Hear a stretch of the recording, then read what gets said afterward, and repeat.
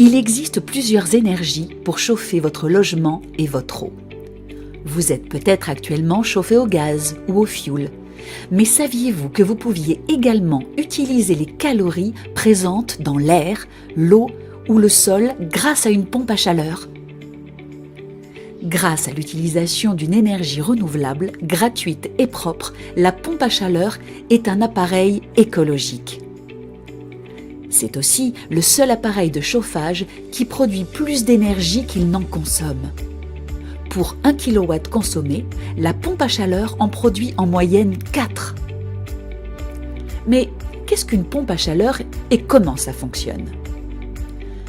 Une pompe à chaleur est un appareil de chauffage qui utilise les calories présentes naturellement dans l'air, l'eau ou le sol comme énergie principale.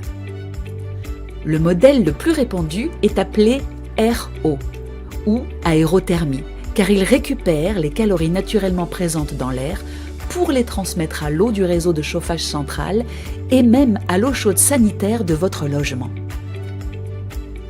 Une pompe à chaleur est composée la plupart du temps de 2 modules.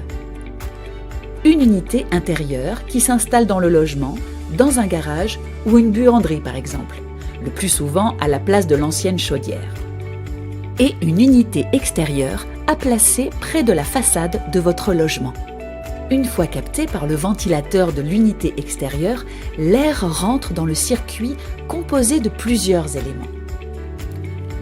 L'air extérieur transmet ses calories, et donc sa chaleur, à un fluide frigorigène qui circule dans la pompe à chaleur. Ce fluide, extrêmement froid, est capable de récupérer les calories de l'air jusqu'à moins 20 degrés. Le fluide passe tout d'abord par l'évaporateur qui va le transformer en gaz. Comment ? Eh bien, comme dans une bouilloire. Quand un liquide monte en température, il devient gazeux. Cela permet ensuite de le faire passer dans le compresseur pour augmenter sa pression. Et lorsqu'un gaz est pressurisé, il monte en température, de la même façon qu'un gaz compressé avec une pompe à vélo devient plus chaud. Le fluide, toujours à l'état gazeux, continue son chemin et arrive dans le condenseur. C'est dans le condenseur que le fluide à l'état gazeux transmet sa chaleur à vos circuits de chauffage et d'eau chaude sanitaire. Une fois la chaleur transmise à l'eau de vos circuits de chauffage et d'eau chaude sanitaire, le fluide redevient liquide sous l'effet de la condensation.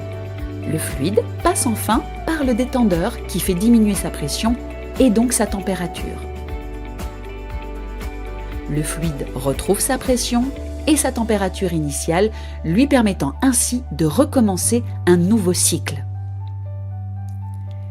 Il existe une grande variété de modèles de pompes à chaleur qui vous permettront de vous chauffer, de produire votre eau chaude sanitaire et même de vous rafraîchir en été.